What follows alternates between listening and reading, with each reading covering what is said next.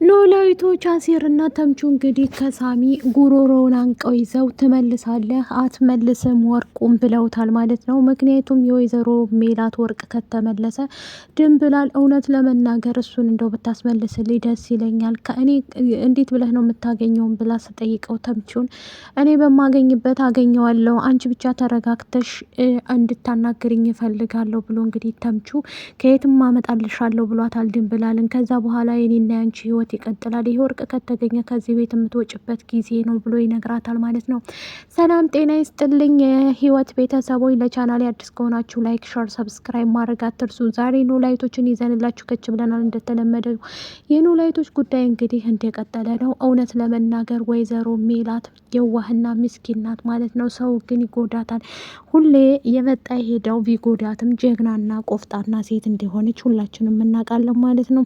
ይህን በማድረጓ እንግዲህ ብዙ ሰው እሷን እየጠላትና እያጥላላት ይገኛል ማለት ነው። ጀግናና ቆፍጣና በመሆኗ እውነት ለመናገር ከምንም በላይ የምንወዳትና የምናከብራት ናት ማለት ነው። በዚህ የተነሳ እንግዲህ ብዙ ነገሮችን እንትን እያልች ትገኛለች ማለት ነው። እንግዲህ ሉሊት አላሰራ ብላታለች። ሉሊት እንግዲህ ውክልና አቶ ሙዘከር ሰጥቷት ነበር ማለት ነው። በዛ የተነሳ እንግዲህ እኔ ራሴን አስከብረዋለሁ ራሴን እንትን እያልኩ ሰራለሁ ብላ እንግዲህ ቆፍጠን ብላ ተነስታለች። እሷም ደግሞ ምን ለማለት እየሞከርሽ ነው? ስሚ እኔ ማን እንደሆንኩ ታውቂያለሽ። በዚህ የተነሳ ደግሞ የኔና ያንቺ ነገር ከዚህ ጋር ያበቃል። ከማንም ምንም በላይ እኔ ራሴን ማስከበር ሴት ነኝ። ስለዚህ ሌላው ነገር ጥንቅር ብሎ ስለሚቀር አንቺም ትቀሪያታለሽ፣ ስራውም ይቀራታል። ክብሬን ዝቅ አርጌ የምሰራ ሴት አይደለሁም ብላ እንግዲህ ወይዘሮ ሜላት ተናግራለች ማለት ነው።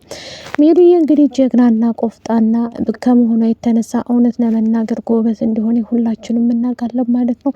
የሜላትን እንግዲህ በጣም ብዙ ነገሮችን ያሳለፈችም ሴት ብትሆንም ግን ቆፍጣና ጀግና የሴቶች ተምሳሌት እንደሆነ ሁላችንም እናውቃለን ማለት ነው። በዚህ የተነሳ እንግዲህ ወይዘሮ ሜላት አሁን ላይ ያለችበት ሁኔታ ከፍ ያለ ላይ ለመድረስ ጥረት እያደረገች ነበር። ግን በመሀል ብዙ ነገሮችን ታጣለች። በመሀል ብዙ ነገሮችን እንትን እያለች ነው ማለት ነው። በዚህ የተነሳ እንግዲህ ወይዘሮ ሜላት ቆፍጣና ጎበዝ ጀግና ናት ማለት ነው። ሜሉዬ የብዙዎቹን ሰዎች እንግዲህ እያንዳንዱ ነገር ለማወቅና እያንዳንዱ ነገር እንትን ለማለት ሞክራለች ማለት ነው። ወይዘሮ ሜላት እንግዲህ ብዙ ነገርን ብታይም ቢጠፋባትም ጎበዝ ናት። እንደዚሁም ደግሞ ሀና ለአሲር ያላት ስሜት እየጨመረ ነው ማለት ነው።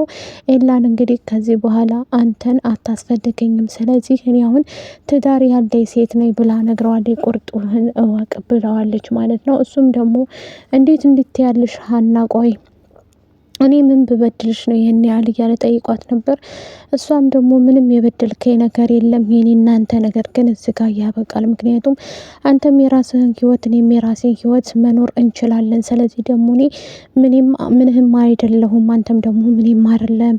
የራስህን ህይወት ኑር፣ እኔም የራሴን ህይወት እኖራለሁ ብላ እንግዲህ ለኤላ ስነግረው ኤላ አንቺ ድሮ እኮ ስትጣሊ ከአሲር ጋር እኔ ጋር ነበር የምመጪው፣ ከኔ ጋር ስትጣሊ ኢዝራ ጋር እያልሽ ነበር የምንኖሪው። በዛ ሰዓት ላይ ያን ሁሉ እንኳ አድርገሽብኝ አሁን ላይ ደግሞ አብረኸኝ ሁን ብለሽ ጠይቀሽ ነበር። እንዴት አሁን ደግሞ እኔ ደስ ብሎ ሲያበቃ ደስታዬን ታጥፊያለሽ? በማለት እንግዲህ ተጣልተዋል ማለት ነው። እሷም ደግሞ እኔ እንደዛ ያልኩ ከአሲር ጋር ብጣላም ግን ታሲር ልቤ ሙሉ በሙሉ ወጣ ማለት አይደለም። ስለዚህ ራስክን ጠብቅ፣ ራስክን አስከብር፣ ከኔ ራቅ በል ብላ ነግረዋለች ማለት ነው። እውነት ለመናገር ደስ የምትልና በቃ ጸባይ ያላት ነበር የምትመስለው ሀና። አሁን ላይ ግን ከፋ እያለገኝ ነው። ከድንብላልም ደግሞ ተምቹን እንግዲህ ቤቷ ሄዶ እኔ ለስሜት ቢሆን የፈለግኩሽ እስካሁን ድረስ ጠይቅሽ ነበረ፣ ግን እኔ የምፈልግሽ የምወድሽ ስለምወድሽ እና ስለማፈቅርሽ ነው። ስለዚህ ማንም ሄደ ማንም ቀረ ግድ አይሰጠኝም፣ ሁለት ሰዎችን ላጣችሁ ማልፈልጋችሁ ሰዎች ናችሁ ብሎ ነግሯታል ማለት ነው ለድንብላል።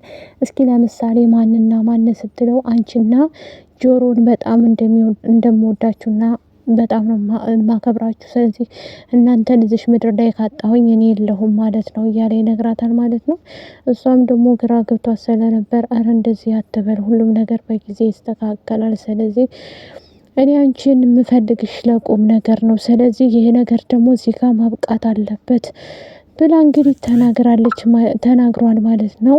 ስለዚህ ከዚህ በኋላ ከኔ ጋር የራስሽን ህይወት እንድትጀምሪ እፈልጋለሁ፣ ከዚህ ቤት መውጣት አለብኝ ሲላት ድንብላልን ተምቹ እንዴት ብዬ እስከ ዛሬ ድረስ እነሱን ትቼ አልወጣም ትይ ነበር፣ አሁን ደግሞ እነሱ የስራ ሰው ናቸው፣ ሁለተኛ ነገር ደግሞ አንቺም የራስሽን ህይወት ምሪ፣ ሁሉም የራሱን ህይወት እየመራ ነው ብሎ ሲላት ድንብላልም ደግሞ ወርቁ ይገኝ እንጂ የወይዘሮ ሜላት ወርቅ ከተገኘ እኔ እዚህ ያኔ እወስናለሁ ትለዋለች። እንዴት ማለትሽ? አሁን ወርቁ ከተገኘ በቃ እኔ ተወጫለሽ ማለት ነው እኔ ጋር እያለ ይነግራታል። አይ እንደዛ ሳይሆን የኔ እናንተ ጉዳይ ደግሞ እናስብበታለን፣ አንደኛ ደረጃ የሚያሳስበኝ የሰው ሀቅ መመለሱ ነው እያለ ትነግረዋለች፣ ተምቹም ማለት ነው።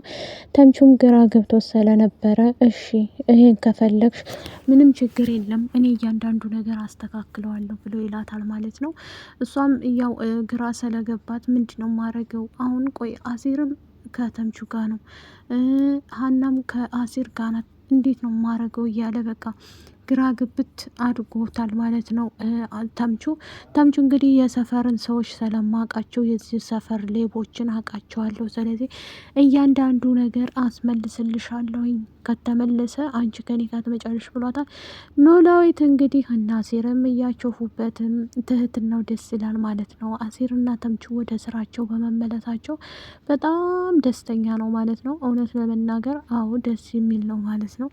ብዙ ነገርን ያሳለፈ ብዙ ነገርን ያጣ ቢሆንም ግን ጎበዝና ለተምቹና ለአሲር ያለው ስሜት ደግሞ ላቅ ያለ ነው። ታውቃላችሁ በጣም ብዙ ነገሮችን የሚያስብ ሰው ነው ማለት ነው። ኖላዊ ማለት በጣም ብዙ ነገሮችን ያሳለፈ ቢሆንም ለአሲርና ለተምቹ ደግሞ እንደ አባትና እንደ ታላቅ ሆኖ እየመከረ እነሱም ሲወርቁ ለምን ትወርቃላችሁ ራሳችሁን ጠብቁ እያለ እሱ ሲጠፉም ጠፋችሁ እያለ የሚጠይቃቸው ኖላዊት ነው ማለት ነው።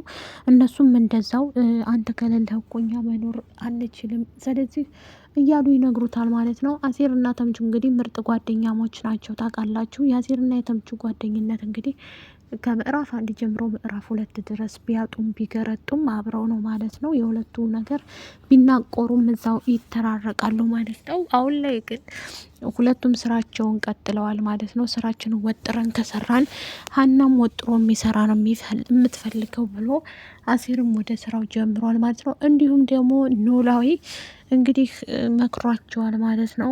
ወይዘሮ ሜላትን ጠበቃ እንግዲህ አጥቶ አሲር ጠበቃ አስቀምጦላታል ማለት ነው። ይህን ያደረገው አሲር እንግዲህ ጎበዝና ቆፍጣና ነው ማለት ነው።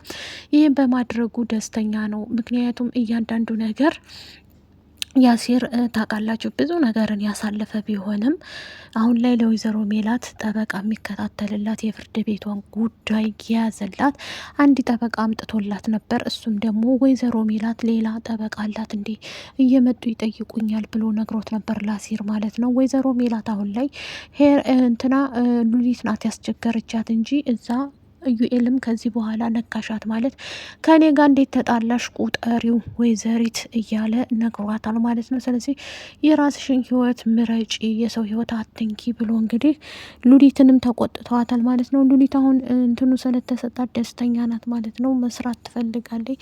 ምክንያቱም ሜላትን ማሰቃየት በጣም ነው የምትፈልገው። ሜላት ደግሞ ጎበዝ ጀግና፣ ለስራዋ ወደኋላ ማትላት። ሁለተኛ ተምቹ እንግዲህ ድንብላልን ያገባ ነው። ላይክ ሼር ሰብስክራይብ እንወዳቻለን።